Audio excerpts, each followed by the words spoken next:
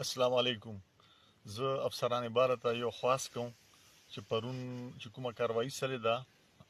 مجاهدینو چې کوم 100 کسان مول ملګری هغه مازوري و ګولېګانې خوړلې ایغه په وجه باندې دوه رها کړی دي. نن جمعې ورځ ته او 10 تاریخ ته بقایا مور 10 کسان دو په تحویل چیو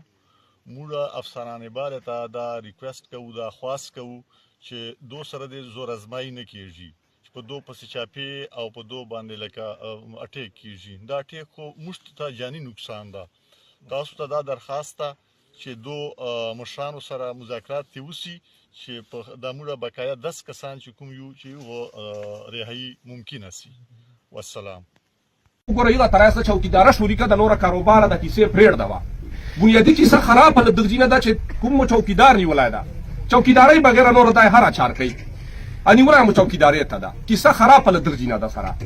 د کطالب دا کا آرمی ده دا د سیکې یو روخان دي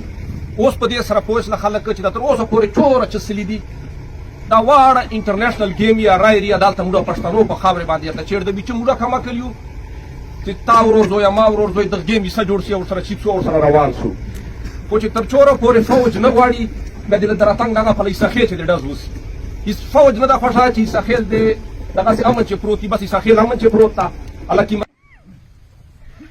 د پرون چې کومه واقعیا سره د پرون دلته جنازه واوي چې جنازې نه بعد مناستای کیږي بیا البته بیا اطلاع رااله چې کسان اخلاص کړ به هر حال د کیسه مشکوکه و سره مایک نږدې بخلیته د کیسه سره مشکوکه ولله کلیوالو کیسه داسې دا چې دا تقریبا 50 سال راسېدې په پښتنو په وطن باندې یو جنگ لګیا ده دغه دراتنګ نه چاړې دال خیر ده دلته جنگ ده که طالب ده که آرمی ده دا د سیکې یو روخان دي اوس په دې سره پوښتنه خلک چې د تر اوسه پورې چوره چسلی دي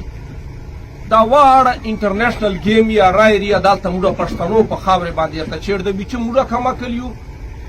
چې تا ورځو یا ما ورځو د گیم یې جوړ شي او سره چې څو سره روان شو خو چې تر چوره پورې فوج نه غواړي بیا د دراتنګ دغه په لیسخه چې د داز وسی هیڅ فوج نه د خوشا چې ساحل دې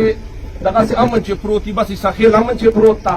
الکه مروت چې وډ هزار لګیا دا ټانک چې هزار لګیا دا بنو چې هزار لګیا دا لہذا موږ